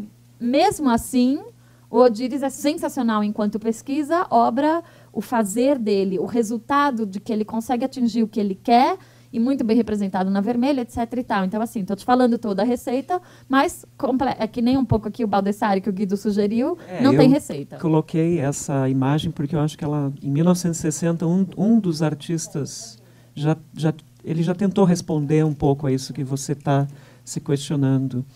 E a beleza de tudo isso é que, por mais que você tente descrever, definir, ajudar, sei lá, dar a mão, empurrar pela mão, às vezes acontece isso. Tem que ser honesto você dá com os burros na água, literalmente, porque essa é a beleza, em alguma medida, do artista e da arte. Ele some, assim como a sua arte. Assim, desculpa, só um último, perdão, é porque eu lembrei de outra situação. Então, assim, também uma artista internacional que morreu, eu nunca sei, 2004, 2014, perdão, a Agnes Martin, que nasceu em 1912, que é extremamente relevante e totalmente não conhecida, e está voltando agora desde 2007 com algumas retrospectivas. Então, assim, tem também os macros extremamente, extremamente importantes que surgem depois, enfim, que se escondem, mas depois saem. Acho que a gente estava falando aqui é uma questão de autenticidade, uma questão de sua verdade, uma questão de obra, sim, sobre a obra em primeiro lugar. E a Juliana também está falando, enfim, é insistência, meu. É você com a sua verdade e com a sua autenticidade. Yayoi Kusama, enfim. Existem ambos caminhos. Existe o caminho da superexposição e existe o caminho que você, eu acho, chegou a comentar, que é o da retirada. A pessoa realmente sai do mercado e se esconde em alguma medida. E depois ela é redescoberta anos depois. O que me parece é que os dois... é um paradoxo que nós temos que lidar permanentemente. Os dois âmbitos, o da economia, vamos colocar assim, ou do mercado, e o da arte, eles, a princípio, não giram para o mesmo lado. Mas nós podemos colocá-los a girar para o mesmo lado. Ou seja, eles têm tempos diferentes. A economia tem um tempo e a arte parece ter outro tempo. Parece ter outro tempo. Nem sempre é assim. Alguém tem mais alguma pergunta? Então, gostaria de agradecer todo mundo aqui presente. Vamos encerrar. Agradecer aos palestrantes, mais uma vez ao GV Cult, ao Renato. Obrigado.